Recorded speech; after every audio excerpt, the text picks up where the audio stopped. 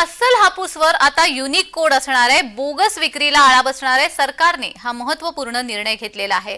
हापूस खवय्यांसाठी ही महत्त्वाची बातमी आहे। आता अस्सल जो हापूस आहे त्याच्यावरती आता विक्री कोड असणार आहे। सरकारचा हा महत्त्वपूर्ण निर्णय समोर येतोय। अस्सल हापूसवरती युनिक कोड असणार आहे, बोगस विक्रीला यामुळे आळा बसणार आहे।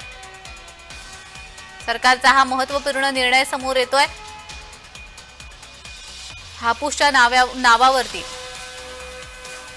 अनेक आंबे विक्रेते हे दुसऱ्या जातीचे आंबे विकत असतात आणि त्यामुळेच आता अस्सल हापूसवरती युनिक कोड असणार आहे। सरकारने हा महत्त्वपूर्ण निर्णय घेतलाय।